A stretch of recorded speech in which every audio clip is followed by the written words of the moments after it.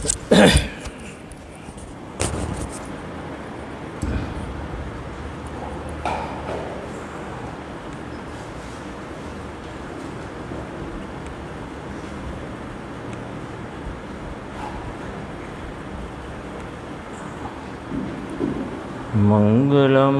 भगवान वीरो मंगलम गौतमो गणी मंगलम कुंद कुंदार्यो जैन धर्मोस्तु मंगलम सर्वमंगल मांगल्यम सर्वकल्याणकारकम प्रधानम सर्वधर्माणां जैनम जयतु शासनम। मंगलमय मंगलकरण वीतराग विज्ञान नमो ताहि जाते भय अरिहंतादि महान। परिमंगल करियो महा ग्रंथ करन को काय याते मिले समाज सब पावे निज पदरान। विष भव तरु का मूल एक जानहु मिथ्या भाव ताको कर निर्मूल अब करिए मोक्ष उपाय। मोक्ष मार्ग प्रकाशक नाम का ग्रंथ और इसके 7वें अधिकार में जो व्यवहारावासी मिथ्या दृष्टि का वर्णन है उसकी अपन स्वाध्याय यहाँ कर रहे हैं। पेज नंबर 216 है और अपना आज यहाँ से विषय शुरू होता है कि देवादिक का अन्यथा कथन तो विषय कसाय वश किया, परंतु उन्हीं शास्त्रों में अन्य कथन अन्यथा किस लिए किए। ये प्रश्न कहाँ से उत्पन्न हुआ कि पहले कहा था कि लोक में जो पुरुष प्रयोजनभूत कार्यों में झूठ न बोले, असत्य नहीं बोलता, वह प्रयोजन रहित कार्यों में क्यों करके झूठ बोलेगा। तो उसी प्रकार जिस शास्त्र में प्रयोजनभूत देवादिक का स्वरूप अन्यथा नहीं कहा, उसमें प्रयोजन रहित द्वीप समुद्रादिक का कथन अन्यथा कैसे होगा। जब ये बात कही फिर आगे कहा क्योंकि देवादिक का कथन अन्यथा करने से वक्ता के विषय कसाय का पोषण होता है। वक्ता कहो, लेखक कहो, है ना। तो कहा कि देवादिक का अन्यथा कथन तो चलो उसने कदाचित विषय कसाय वश किया, परंतु उन्हीं शास्त्रों में अन्य कथन भी अन्यथा क्यों किए, है ना। अप्रयोजन भूत हैं उनको क्यों अन्यथा कहते हैं, ऐसा उसका प्रश्न है। तो कहा यदि एक ही कथन अन्यथा करे और बाकी कथन में अन्यथापना न करे तो उसका अन्यथापना शीघ्र प्रकट हो जाएगा। ऐसा यानी एक गड़बड़ करे तो उसे फिर बहुत सारी गड़बड़ियाँ काल्पनिक उसमें डालना पड़ती हैं नहीं तो वो तो पकड़ा हो जाएगा। बहुत दिनों तक वह बात उसकी अन्यथा जो उसने कही है विषय कषाय के वश ही कही है। देव गुरु के स्वरूप के संबंध में जैसे देव को क्षुधा तृषा आदि कहा, रोगादिक कहा, गुरु के संबंध में वस्त्र पात्र को रखने वाले को गुरु कहा, तो एक इसको ही कर देते अन्यथा प्ररूपित। और भी तो कई अन्यथा प्ररूपण किए, जैसे दया कर सकता है जीव और दया से धर्म होता है, काल द्रव्य की को न मानकर 5 द्रव्य मानना इत्यादि एक उदाहरण की बात है। बाकी और भी अनेक प्रकार हो सकते हैं, ये तो अपने को प्रत्यक्ष जानने में आते हैं ना इस प्रकार के अन्यथा कहे गए शास्त्रों के संदर्भ में। तो कहा कि यदि एक ही कथन अन्यथा करे तो उसका अन्यथापना शीघ्र प्रकट हो जाएगा और पद्धति उसकी भिन्न नहीं ठहरेगी, फिर वही पद्धति में माना जाएगा। इसलिए बहुत कथन अन्यथा करने से भिन्न पद्धति ठहरेगी। बोलो लगभग 300 वर्ष पुरानी ये बात है। 300वीं जयंती मनाई जा रही है टोडरमल जी की, और तो उसमें से 25-30 वर्ष कम कर दो, इतनी पुरानी बात है। वहाँ तुच्छ बुद्धि भ्रम में पड़ जाते हैं कि ये भी मत है, ये भी मत है।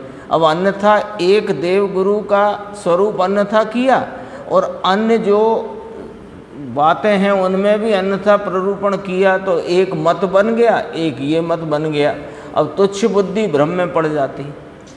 इसलिए प्रयोजन भूत का अन्यथा पना मिलाने के लिए अप्रयोजन भूत कथन भी अन्यथा बहुत किए गए हैं तथा प्रतीति कराने के लिए कोई सच्चे कथन भी किए गए। यानी कल्पना से शास्त्रों में इस प्रकार कथन किए कि विषय कषाय के पोषण के लिए, स्वयं के विषय कषाय के पोषण के लिए देव गुरु का धर्म का स्वरूप अन्यथा प्ररूपित किया, वह तो प्रयोजन भूत था। पर कई अप्रयोजन भूत भी इसलिए अन्यथा कहे कि जिससे वह पद्धति पूरी की पूरी अलग एक प्रतीत हो, एक बात।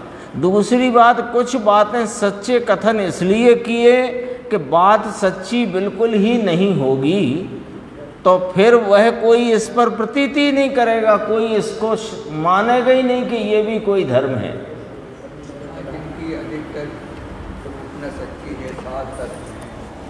हाँ, 7 तत्व कह दिए, तो कुछ सही भी कह दिए, कुछ गलत भी कह दिए, आत्मा को अमूर्तिक बताया, कुछ सच्चे भी किया, लेकिन कुछ सच्चे में सच्चे ना रहे,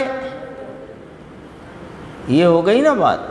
परंतु जो चतुर हो सो वह भ्रम में नहीं पड़ता। 350 वर्ष पहले यह पंडित टोडरमल जी ने जयपुर में नगर में ये ग्रंथ की रचना प्रारंभ की थी, जो पूरा न हुआ है ना। ये तो समझो उसकी प्रस्तावना ही चल रही है।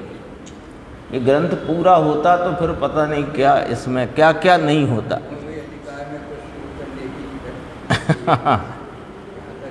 अब ये 350 वर्ष पहले ये लिखा कि जो चतुर होगा सो भ्रम में नहीं पड़ेगा। देखो, गुरुदेव चतुर थे, वो भ्रम में नहीं पड़े, और भ्रम रूप कुल में जन्मे थे, लेकिन परीक्षा करी, और परीक्षा करके वो दोनों पद्धति इसमें पड़ गई। देखो लागू, जो अपन ने अभी पढ़ा था कि जो कुल कर्मानुसार मानने वाले व्यवहारावासी और आज्ञा अनुसार मानने वाले, तो कुल में भी वह हाँ श्वेतांबर कुल स्थानकवासी में थे। तो वहाँ भी क्या उपदेश दिया था पंडित जी ने कि जो कुल में चली आई हुई परंपरा हैं वे गलत हैं, तो उन्हें त्याग देना।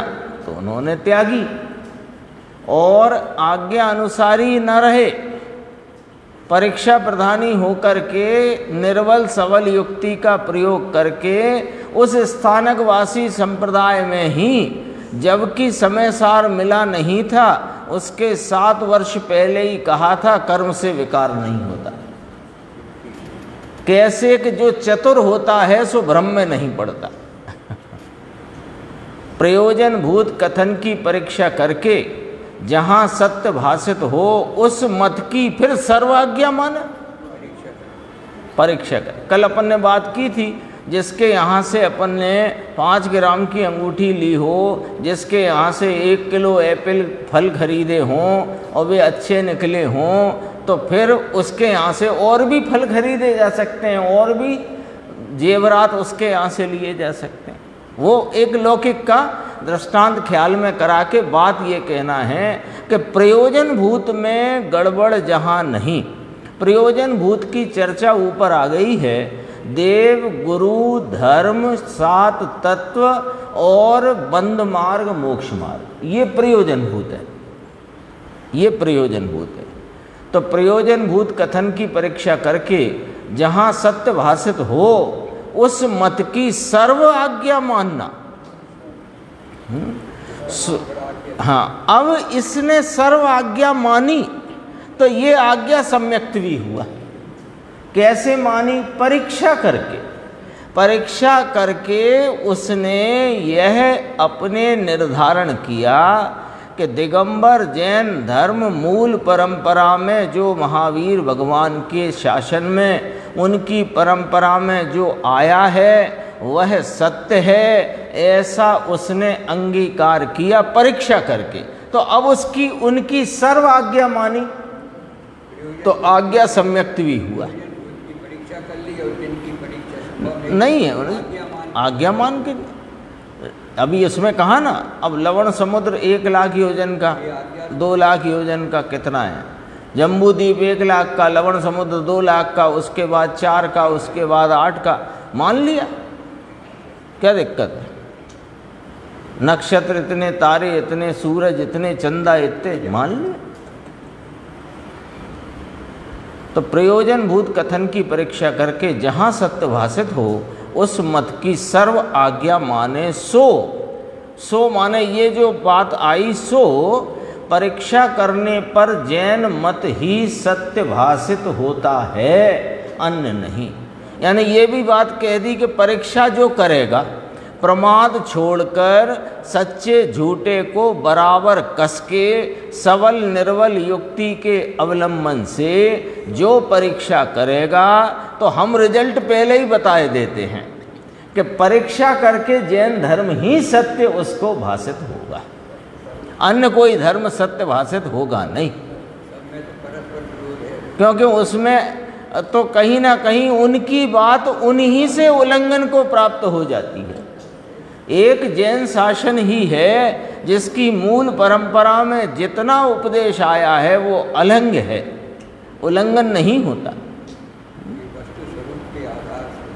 45 वर्षों तक गुरुदेव श्री ने 38 ग्रंथों का स्वाध्याय सभा में किया।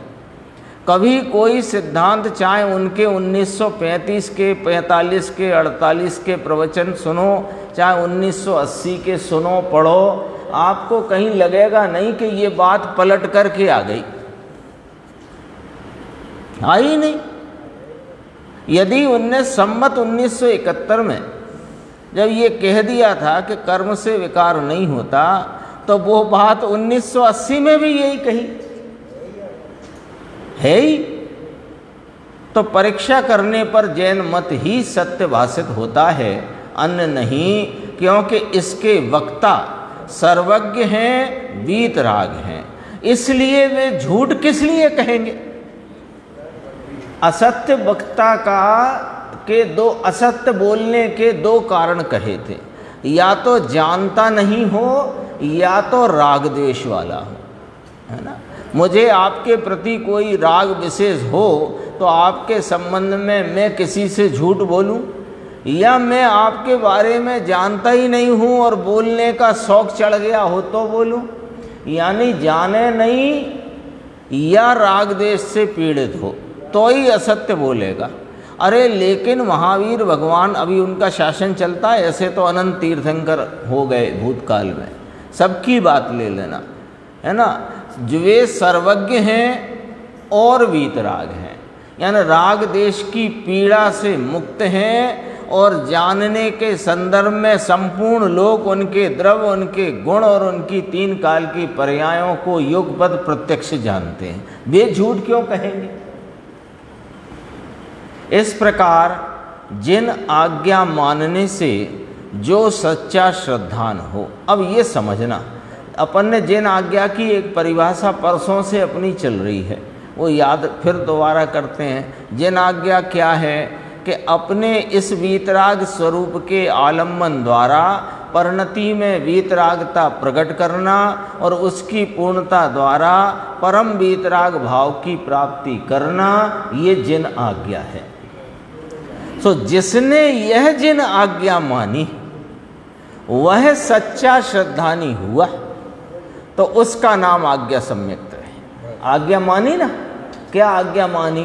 पहले इसने अनादिकाल से अनेकों बार जैन धर्म में कुलानुसार और आज्ञा अनुसारी इसने जैन धर्म माना, कुल क्रमानुसार भी माना इसी जीव ने अनादि से अनंती बार, और आज्ञा अनुसार माना, लेकिन आज्ञा ना मानी। आज्ञा क्या नहीं मानी कि आज्ञा तो ये थी कि वीतराग स्वरूप जो निज शुद्धात्म तत्व है उसका आलम्बन लेकर परिणति में वीतरागता प्रकट करना और उसकी पूर्णता द्वारा परम वीतराग भाव की प्राप्ति करना, ये आज्ञा नहीं मानी।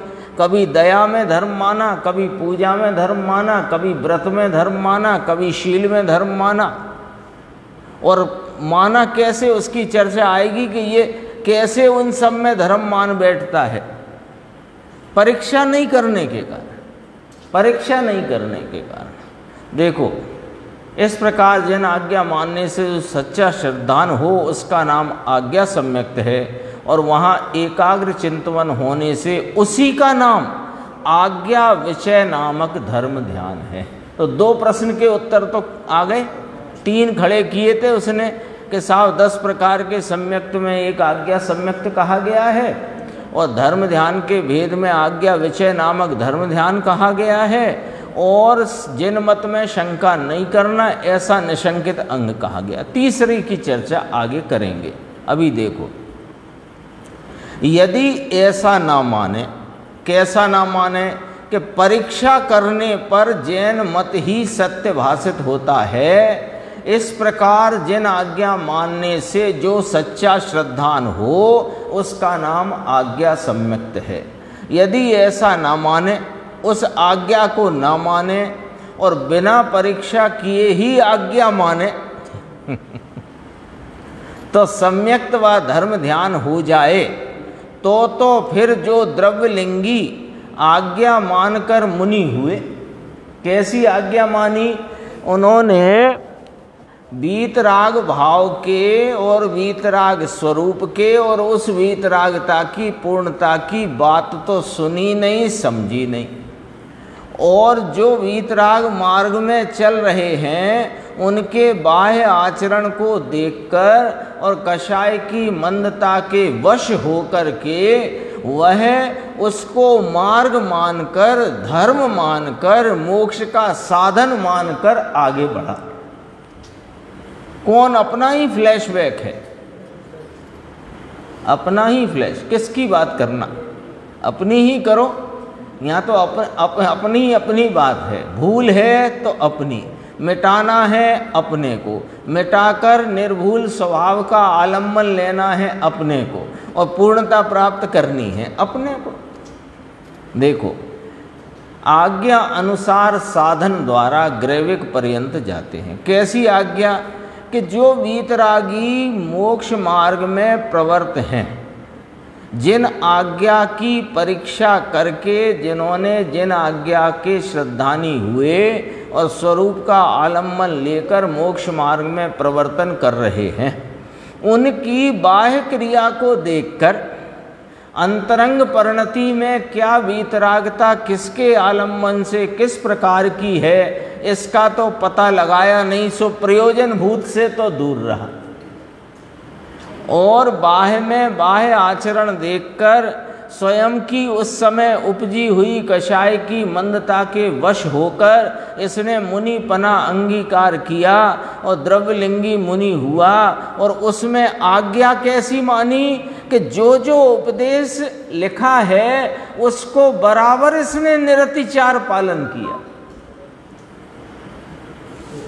लेकिन ग्रैविक पर्यंत तक गया किंतु मिथ्या दृष्टिपना ना मिटा। लिखा है इसमें, उनके मिथ्या दृष्टिपना कैसे रहा फिर? अंतरंग का पता ही नहीं लगा ना। इसलिए कुछ परीक्षा करके आज्ञा मानने पर ही, देखो स्पष्ट किया, कुछ परीक्षा करके। कुछ का अर्थ क्या है? प्रयोजन भूत बातों का उस संबंधी देव गुरु धर्म सात तत्व और बंद मार्ग मोक्ष मार्ग का बराबर परीक्षा करके फिर आज्ञा माने जिनेंद्र परमात्मा की, तो सम्यक्त होता है और धर्म ध्यान होता है। लोक में भी किसी प्रकार परीक्षा होने पर ही पुरुष की प्रतीति करते।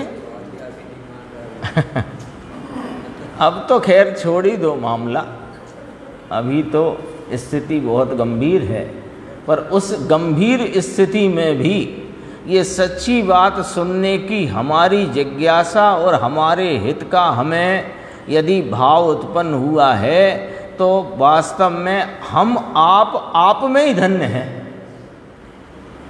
स्थिति तो बाहर बहुत विकट है। देखो, लोक में भी किसी प्रकार परीक्षा होने पर ही, लोक में भी यही करते हैं, परीक्षा करते हैं, फिर उस पुरुष की कि यह प्रमाणिक व्यक्ति है, ये जो कहेंगे सो ठीक कहेंगे, ऐसा मानकर अपने को कहीं बाहर गांव जाएं तो रास्ता भी पूछना हो तो किससे पूछना, ये भी अपन विचार करके ही पूछते हैं ना। ऐसे ही कोई पागल सा घूम रहा हो तो उससे नहीं पूछते हैं। कोई दुकानदार हो, कोई पुलिस वाला हो, कोई ट्रैफिक वाला हो तो उससे पूछेंगे। ऐसा इसमें जरा एक दृष्टांत। अब ये संशय वाली बात को यहाँ पंडित जी स्पष्ट करते हैं। तथा तुमने कहा कि जिन वचन में संशय करने से सम्यक्त के शंका नामक दोष होता है, ऐसा तुमने कहा कि सम्यक्ति के तो निशंकित अंग होता है। निशंकित अंग का स्वरूप ये है कि जिन वचन में शंका नहीं धारण करता, जिन वचन में शंका नहीं है जिसको, उस सम्यक्ति के निशंकित अंग है। ऐसा ही है ना वर्णन। तो ना जाने यह किस प्रकार है ऐसा मानकर निर्णय ना करे। देखो, परीक्षा ना करे, परीक्षा बिना परीक्षा नहीं करता तो निर्णय भी नहीं करता। अब कहाँ मान लो कदाचित आया वर्णन कि ये जीव के जो रागादि भाव हैं इसके अपने ही अपराध से हैं, फिर अन्य जगह पढ़ा कि जीव के रागादि कर्म के उदय से हैं। तो अब होंगे जिस प्रकार होंगे, हमको ज़्यादा नहीं, हम तो हमें कोई शंका नहीं करना, जो कहा है सो हमने मान लिया। तो तुमने निर्णय किया नहीं तो ये शंका नामक दोष है।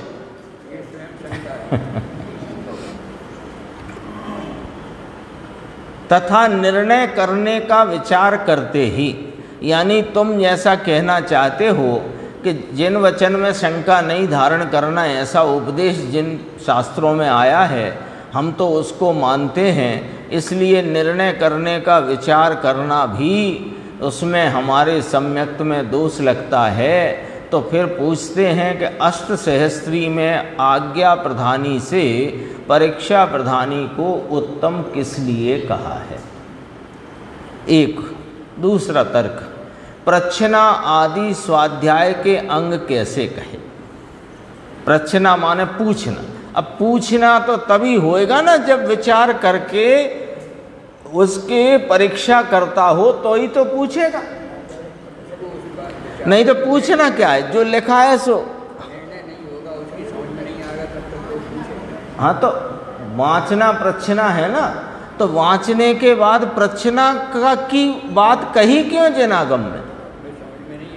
तो समझ में नहीं आई बात, वह बात क्यों समझ में नहीं आई कि तुमने उसे परीक्षा के तराजू पे लिया, तभी तो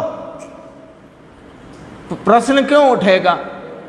आपको हमको स्वाध्याय करते में प्रश्न क्यों उठता है कि हमने जिस प्रकार से समझा है उस प्रकार से ना होकर अन्य प्रकार से यदि कोई वर्णन आया है तो प्रश्न उठेगा कि ये फिर किस प्रकार है। तो कब उठा कि अंदर में परीक्षा करने का भाव है, तभी तो उठा। परीक्षा पूर्वक निर्णय करने के लिए तत्पर हुआ है, तभी तो प्रच्छना हुई। तो प्रच्छना स्वाध्याय के अंग में लिया।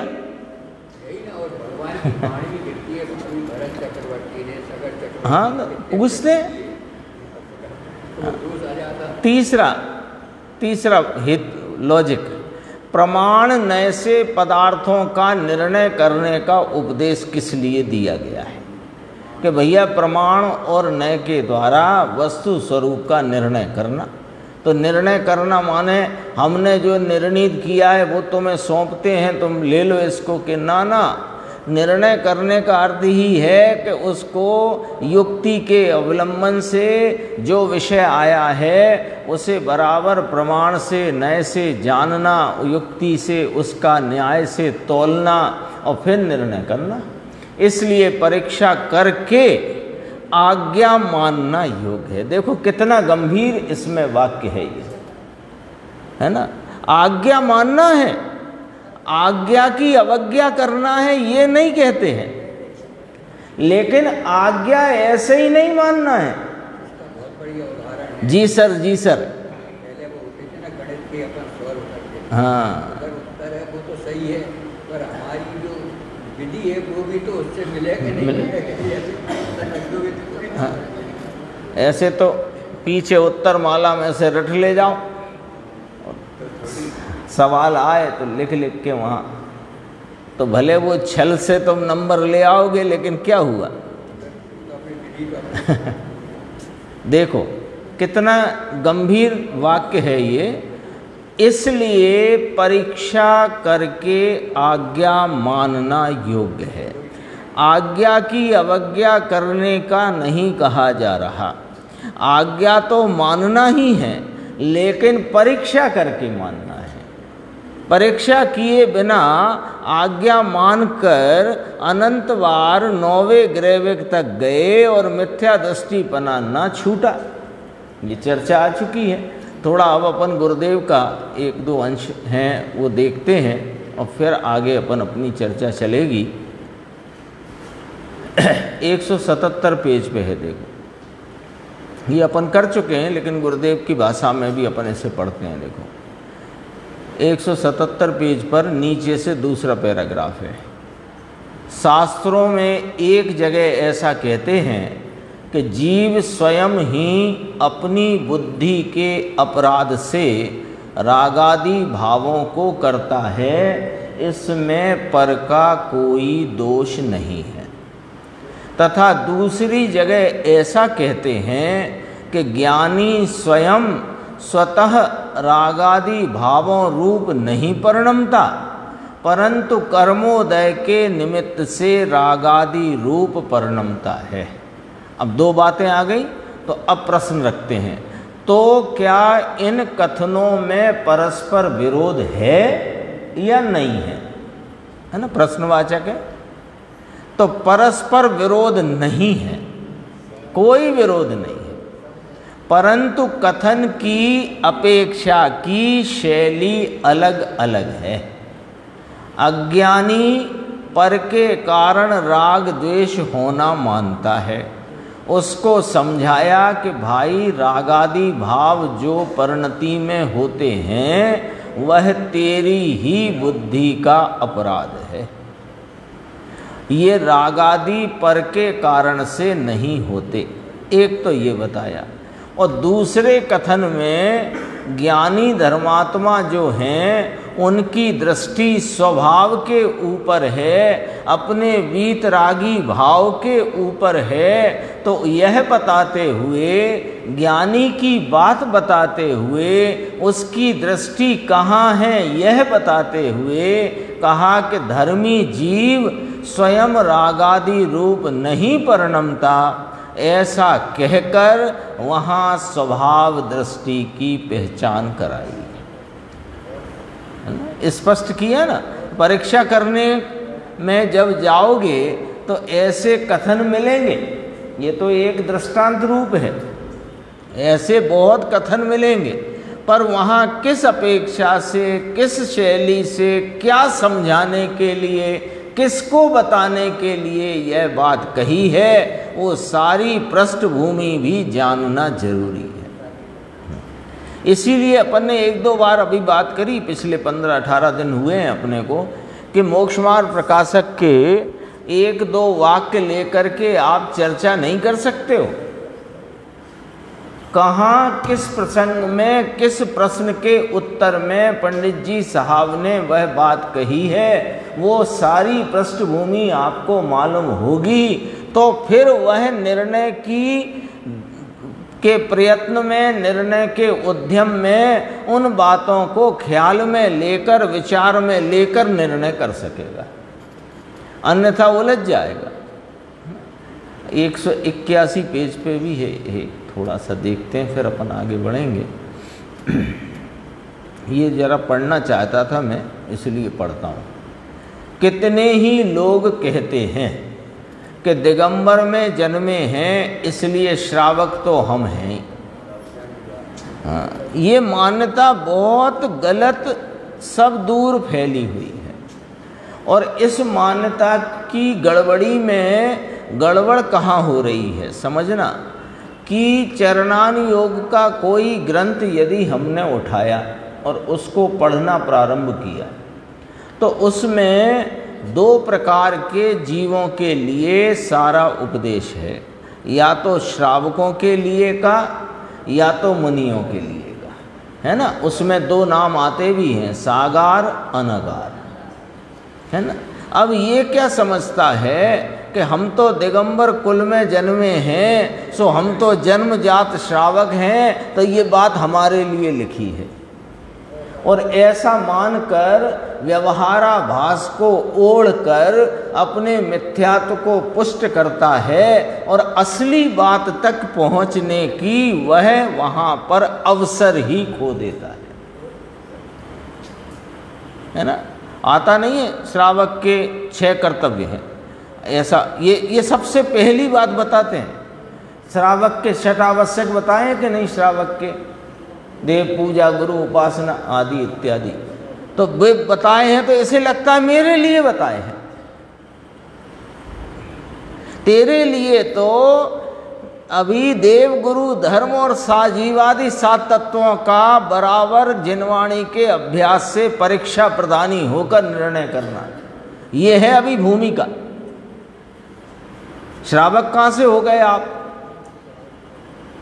तो श्रावक नहीं तो आवश्यक भी नहीं। चरणानी योग पढ़ते हैं, कहीं से पढ़ें, शुरू से ही पढ़ें मान लो, लेकिन उसमें 2 ही का तो कथन है, श्रावक का और मुनि का, सागार का अनगार का। अब तुम अपने को पहले ही श्रावक माने बैठे हो, तो वो सारा चरणानी योग रूपी व्यवहार को व्यवहाराभास तरीके खुद ओढ़ लिया। देखो इसमें लिखा है। हाँ, तो अब फिर कहता है कि देखो हम तो श्रावक हैं और अब धंधा पानी से भी अब निवृत्त हो गए हैं, तो प्रतिमा ले लेते हैं। तो कई बार तो ऐसे प्रसंग बने कि बहुत कोई आयोजन में उन्होंने कहा साहब आज फलाने या 10 लोग 15 लोग 20 लोग प्रतिमा ले रहे हैं, तो वे चले गए, हम भी ले रहे हैं प्रतिमा। फिर बेचारे लौट के पूछ रहे हैं प्रतिमा दी थी पर मिली ही नहीं हमें, तो पता ही नहीं है प्रतिमा किसे की। तुम भी ले लो, हमारे साथ वाले हैं समधी भाई साहब, हमारे समधी, इनने 6 ली, हम भी 6, क्या पता नहीं। ये स्थिति, ये क्या हुआ, ये जिन धर्म का व्यवहार है, ये मोक्ष मार्गियों के जीवन में उनकी स्वरूप स्थिरता के अनुरूप बढ़ती हुई भूमिका में इस प्रकार का व्यवहार होता है। लेकिन ये किनको होता है कि जिनके 2 कषाय चौकड़ी का अथवा मुनि के संदर्भ से 3 कषाय चौकड़ी का अभाव हुआ है, उनको इस प्रकार का व्यवहार होता है। अभी खुद तो 4 कषायों के दलदल में फंसा हुआ, पता भी नहीं है कि कषायों का अभाव किस प्रकार किसके आलंबन से होता है, कुछ पता लगाया ही नहीं है, और अपने को श्रावक मानकर इस प्रकार के कार्यक्रम में जला जाता है। तो नुकसान क्या हो जाता है? चलो पुण्यबंध तो होगा ना, नुकसान क्या है? अरे पुण्यबंध होगा तो ऐसा पुण्यबंध तो 31 सागर तक की आयु वाले 9वें ग्रैवेक तक यह जीव अनंती बार पुण्य बंद करके गया, लेकिन मिथ्यात्व तो टूटा नहीं ना। और उसका रिजल्ट अभी देख लो वर्तमान में क्या क्या किसका जो भी है कि नहीं। तो नुकसान हुआ कि फायदा हुआ? लोग कहते हैं ना इस प्रकार कि चलो कम से कम नुकसान तो नहीं होगा। अरे नुकसान ही होगा, नुकसान कैसे हो जाएगा? यदि श्रावक हुए बिना श्रावक के व्रत आदि अंगीकार कर ले तो क्या नुकसान हो जाएगा? अरे इसमें क्या नुकसान है? पाप से तो बचेगा, कुगति से तो बच जाएगा। अच्छा, कुगति से बच जाएगा, सुगति में चला जाएगा, बाद में कहाँ आएगा? छह डाला कार दौलत राम जी से पूछ लो। और नुकसान क्या हो गया कि जो अपने स्वरूप का निर्णय करना था वह कार्य तो छूट गया, उसका तो मौका अवसर बिल्कुल ही टूट गया। ये बात कही देखो, यहाँ कितने ही लोग कहते हैं दिगंबर में जन्मे हैं इसलिए श्रावक तो हुए, परंतु यह बात मिथ्या है। पहले परीक्षा करके, अब ये जो प्रकरण पूरा आया ना वो भाषा पूरी ले गुरुदेव श्री की। पहले परीक्षा करके, किन किन की परीक्षा करना? तो कह दिया है देव गुरु धर्म सात तत्व और बंध मार्ग मोक्ष मार्ग की परीक्षा करना। पूरा सिलेबस है अपने पास, ऐसा नहीं है कोई हवा में बात है कि आधी बात है। पहले परीक्षा करके आज्ञा माने। कैसे? परीक्षा करके निर्णय करो कि जिन मत ही सच्चा है, और फिर उसकी आज्ञा मानो, सर्व आज्ञा मानो। फिर क्या होगा कि वह जिन आज्ञा मानने से सम्यक्त्वी होगा। आया था आज्ञा सम्यक्त्वी।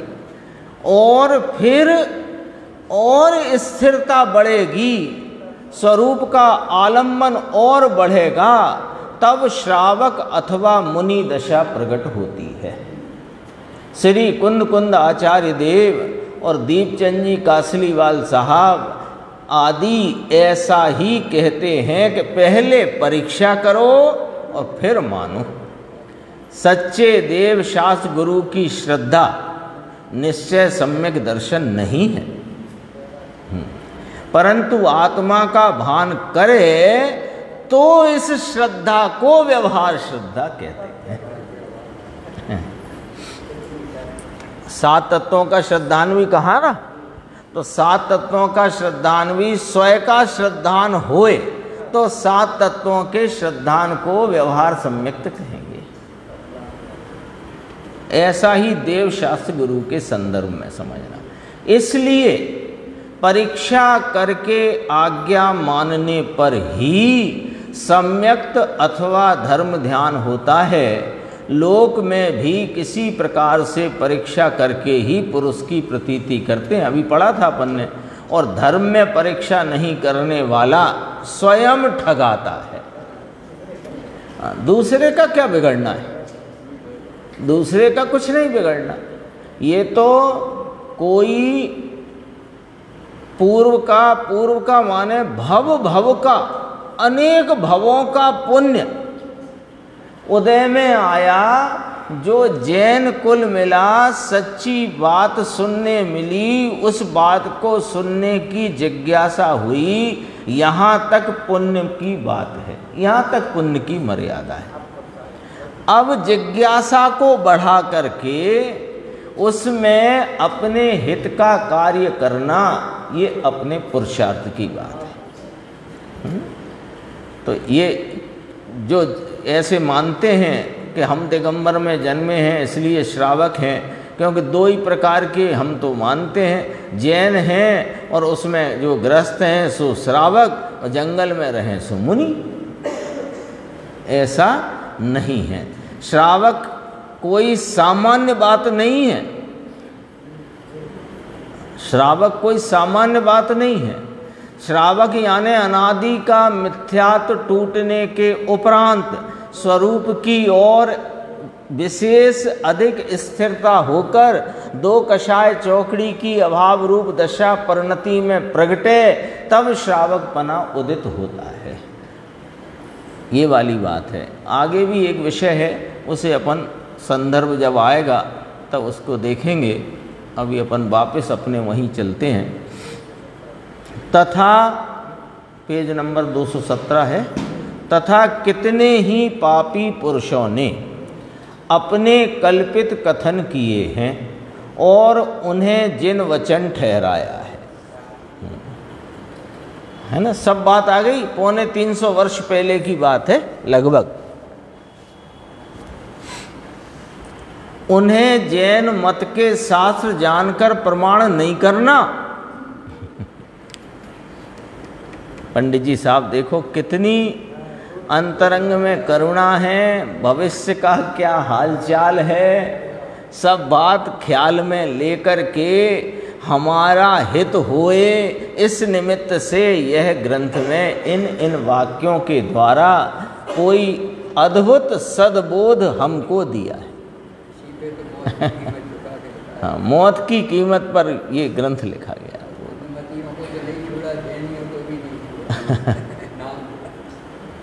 देख लो, और नाम क्या लिखा, पापी पुरुषों ने। ये पापी शब्द पहले भी इस्तेमाल कर चुके हैं। बीच में कितने ही पापी पुरुष विषय कषाय के पोषण आदि के लिए, है ना, शिथिलाचार के पोषण के लिए अन्य प्रकार के कल्पित कथन करते हैं। उन्हें जिन वचन ठहराते हैं, उन्हें जैन मत के शास्त्र जानकर प्रमाण नहीं करना।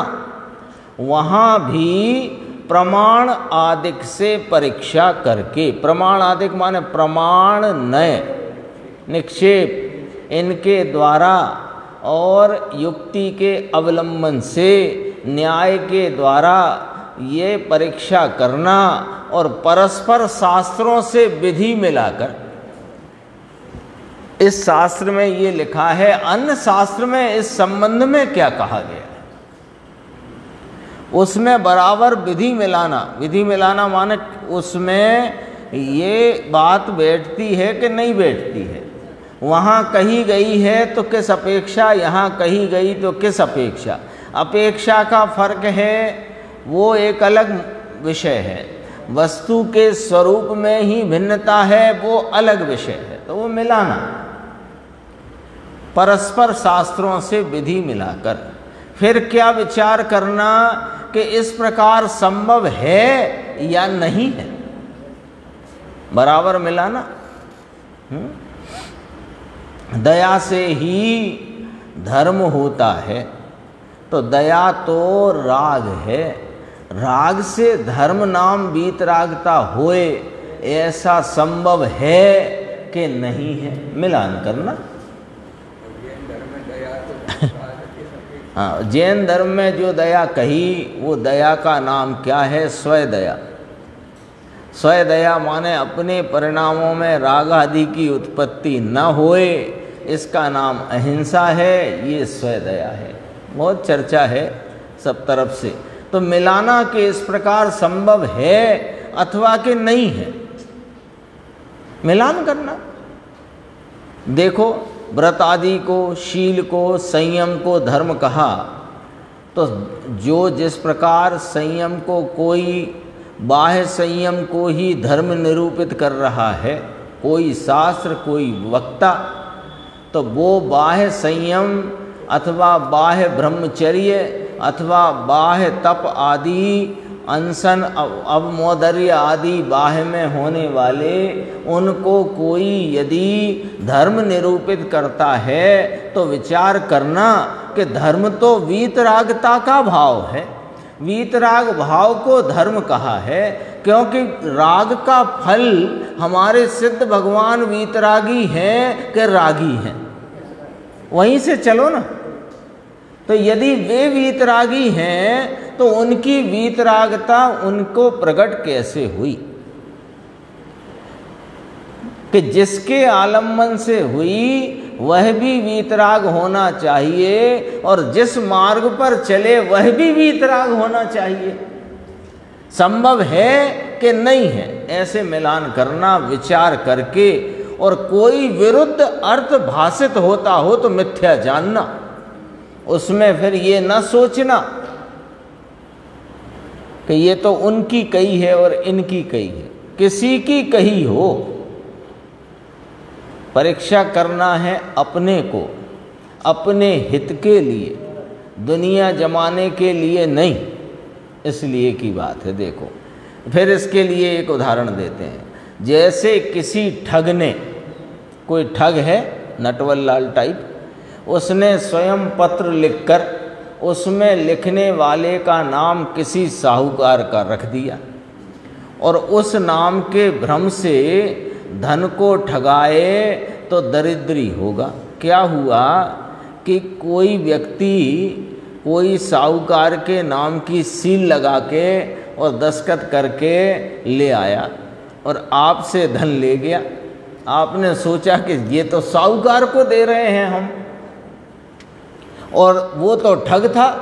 उसने तो कहते हैं वो नकली पेपर बनाए थे, हुंडी, पहले हुंडी चलती थी ना, या कुछ समझ लो कोई भी लेन देन का कोई भी पत्र उसने साहूकार के नाम से बना दिया और साहूकार के नाम से बनाकर आपसे आपकी रकम उधारी पर ब्याज पर कैसे भी ले गया। तो कौन ठगाया? ठग ठगाया कि हम ठगाए? बहुत गंभीर है ये उदाहरण, भी बहुत गंभीर है ना। उस नाम का भ्रम लिया और धन को ठगाए तो दरिद्री होगा। उसी प्रकार पापी लोगों ने स्वयं ग्रंथादि बनाकर वहाँ कर्ता का नाम जिनवर गणधर आचार्यों का रख दिया।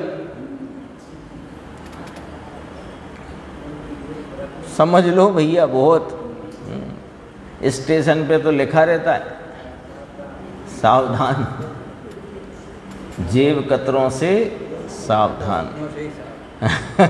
यहाँ भी स्वयं इसमें ज़्यादा सावधानी है। वहाँ लुटोगे तो 10-20 हज़ार, लाख, 2 लाख, 5 लाख, 10 लाख, कितना लुटोगे? यहाँ तो यदि ये जीवन लुट गया तो ये फिर पता नहीं कि ना, वो गुरुदेव कहते हैं बंटोलिया में आया हुआ पत्ता कहाँ जाकर गिरेगा मालूम नहीं पड़ता। ये समझो, बात गंभीर है। जितनी आयु अब निकल गई है उतनी शेष है नहीं, बचे बचाए बाकी के समय के लिए ये बात अपने सामने आ गई है।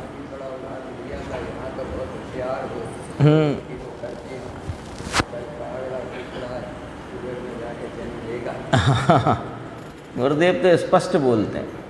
उसी प्रकार पापी लोगों ने स्वयं ग्रंथादि बनाकर वहाँ कर्ता का नाम जिनवर, है ना, ऐसा मूल ग्रंथ कर्तारम सर्वज्ञ देवा, गणधर, फिर गणधर देव आचार्य भगवान, सबको याद करे, नाम भी उनका रख दे। यहाँ गादी पे बैठ के मंगलम भगवान वीरो मंगलम गौतमो गणी करके मंगलम कुंद कुंदारियो कहकर कुंद कुंद आचार्य की बात दरकिनार करके और अनेक प्रकार की ठग विद्याई करे, राग में धर्म बताए। राग में धर्म बताना ठगना है कि नहीं है? क्योंकि राग में धर्म होता ही नहीं है, राग अधर्म का भाव है, चाहे वह प्रशस्त राग हो लेकिन है अधर्म का भाव। गुरुदेव तो स्पष्ट कहते हैं जिस भाव से तीर्थंकर प्रकृति बंधे वह भाव भी अधर्म है, धर्म नहीं। देखो फिर आगे कहा, तथा वह कहता है कि गोमट सार में ऐसा कहा है कि सम्यक दृष्टि जीव अज्ञानी गुरु के निमित्त से झूठ भी श्रद्धान कर ले तो आज्ञा मानने से सम्यक दृष्टि ही है। सो यह कथन गोमट सार जैसे महान ग्रंथ में कैसे किया? अब तो गंभीर उसने बात खड़ी करी है, गंभीर बात खड़ी करी गई है। गोमट सार में ऐसा का, बिल्कुल सुन लेना भैया, 5 मिनट लगेंगे ज़्यादा, पर सुन लेना अच्छे से। गोमट सार में ऐसा कहा है कि सम्यक दृष्टि जीव अपने तत्व का श्रद्धानी, 7 तत्व का श्रद्धानी, सच्चे देव गुरु सास का श्रद्धानी है। वह अज्ञानी गुरु के निमित्त से झूठ भी श्रद्धान करे तो आज्ञा मानने से सम्यक दृष्टि ही। बात अटपटी सी है जरा। सो यह कथन कैसे किया? पहले उत्तर पढ़ते हैं, फिर इस पे गुरुदेव का अपन पढ़ेंगे और फिर आगे जो विषय है वो अपन आगे की स्वाध्याय में लेंगे, वो भी विषय गंभीर है आगे जो है। देखो अभी तो इसका उत्तर 4 पंक्तियाँ। जो प्रत्यक्ष अनुमान आदि गोचर नहीं है और सूक्ष्मपने से जिनका निर्णय नहीं हो सकता, उनकी अपेक्षा से यह कथन गोमट सार जी में किया गया है। यानी कि गुरु ने, अब थोड़ा उसको समझना, कि गुरु ने सच्चा मार्ग बताया, 7 तत्वों का यथार्थ स्वरूप बताया, किसका अवलंबन लेने में बंध है, किसका अवलंबन लेने में मोक्ष है, ये भी बताया, और उसको बराबर परीक्षा करके और उसकी आज्ञा मानकर अपने स्वरूप का आलम्बन लेकर सम्यक दर्शन प्राप्त किया। अब कदाचित गुरु से पूछा, ऐसे ही अपन उदाहरण के लिए पूछ लेते हैं कि वो नंदीश्वर द्वीप कौन सा है, 8वां है कि 13वां है, ऐसे पूछ लिया। अब कदाचित वह गुरु जिसने 7 तत्व और शुद्ध आत्मा के आलम्बन का उपदेश दिया था, 7 तत्व का यथार्थ स्वरूप बताया था, उन्होंने कदाचित नई जानकारी के अभाव में उस द्वीप का नंबर गलत बता दिया, तो उसने मान लिया, तो भी वह सम्यक्ति है, अप्रयोजनभूत बात है। 8वां है कि 13वां है, ऐसे उस बताने में भूल हो गई हो, नहीं मालूम हो। उसने कदाचित पूछा हो कि साहब 7वें नरक की उत्कृष्ट आयु या 5वें नरक की उत्कृष्ट आयु कितनी है, तो उनको कदाचित नहीं जानकारी हो और उन्होंने कुछ और आयु बता दी और हो शास्त्र में कुछ और, तो क्या वह उसका सम्यक्त खंडित हो गया गुरु का और शिष्य का, कि न गुरु का हुआ न शिष्य का हुआ? ये बात गोमट सार में कही गई है, देख लो। परंतु मूलभूत माने देव गुरु धर्म 7 तत्व बंद मार्ग मोक्ष मार्ग। मूलभूत देव गुरु धर्मादि तथा तत्वादिक का अन्यथा श्रद्धान होने पर तो सर्वथा सम्यक्त नहीं रहता है, यह निश्चय करना। इसलिए बिना परीक्षा किए केवल आज्ञा ही द्वारा जो जैनी हैं उन्हें भी मिथ्या दृष्टि जानना। इस पर थोड़ा गुरुदेव का स्पष्टीकरण है, वो अपन देख लेते हैं, फिर अपन आगे की चर्चा आगे करेंगे। 184 है शायद, 184 में नीचे, 183 में नीचे प्रश्न है। गोमट सार गाथा 27 जीव कांड, उसमें ऐसा कहा है कि सम्यक दृष्टि जीव अज्ञानी गुरु के निमित्त से असत्य या झूठा श्रद्धान करे तो भी वह आज्ञा मानने से सम्यक दृष्टि ही होता है। ये प्रश्न वाचक है, यानी ये पूछा है, लेकिन गोमट सार के कथन को कहकर अब पूछा है ना। उत्तर 184, जो प्रत्यक्ष अनुमान आदि गोचर नहीं है तथा सूक्ष्मपने के कारण जिनका निर्णय नहीं हो सकता, उसकी अपेक्षा यह बात है। परंतु देवशास्त्र गुरु तथा जीवादिक तत्वों का निर्णय हो सकता है। ये बात पहले भी आ चुकी है कि जो प्रत्यक्ष अनुमान आदि गोचर हों उनके संबंध में बराबर परीक्षा करके अपने अनुमान में लेकर युक्ति के द्वारा उनका निर्णय करना, और जो प्रत्यक्ष अनुमान आदि गोचर नहीं है उनको आज्ञा से अंगीकार करना। ये बात आ गई है ना, वही वाली बात को यहाँ रखा। परंतु देव शास्त्र गुरु या देव गुरु धर्म तथा जीवादिक तत्वों का निर्णय हो सकता है। मूलभूत बात में ज्ञानी पुरुषों के कथन में अंतर नहीं होता। दीप कौन सा है नंदीश्वर, हो सकता है अंतर हो। 5वें नरक की उत्कृष्ट आयु जगन आयु में अंतर हो सकता है कि हो, लेकिन देव गुरु धर्म 7 तत्व बंद मार्ग मोक्ष मार्ग, ये मूलभूत बातें हैं। इनमें ज्ञानी के कथन में चाहे वह ज्ञानी 300 वर्ष पुराने हों 2000 वर्ष पुराने हों, 2500 वर्ष पुराने हों, 25 वर्ष पुराने हों, 50 वर्ष पुराने हों, अंतर हो नहीं सकता। हाँ। और जिनकी मूलभूत बात में अंतर हो, ये पॉइंट पढ़ना है अपने को जरा, इसलिए ये खोला गया है। जिनकी मूलभूत बात में अंतर हो वे ज्ञानी नहीं है। क्या गजब की बात करी है।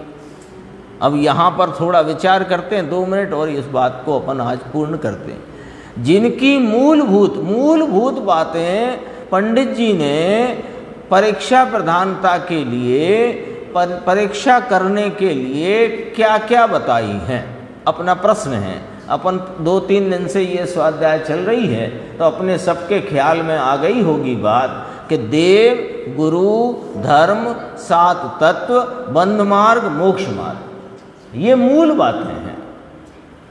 इनमें एक ज्ञानी से दूसरे ज्ञानी की बात में अंतर पड़ता हो तो वो ज्ञानी नहीं। सुनो अब कैसे। देव का स्वरूप अपन कर चुके हैं बात। क्षुधा, तृषा आदि दोषों से रहित, सर्वज्ञ, वीतरागी और हितोपदेशी हैं, वे ही देव हैं। गुरु कौन है कि आत्मा के अवलंबन से जिनको 3 कषाय चौकड़ी की वीतरागता प्रकट हुई है और बाह्य में नग्न दिगंबरत्व है और 28 मूल गुण का जिनके पालन होता है, ऐसे वे हमारे गुरु हैं। और धर्म क्या कि स्वरूप के आलम्बन से, सबसे पहला पॉइंट पढ़ा था कि धर्म कारण परमात्मा के आलम्बन से होता है। धर्म का कारण तत्व ये है। तो जो कोई धर्म राग से बताए कि राग से धर्म होता है, राग से भी धर्म होता है, 2-3 बातें हैं।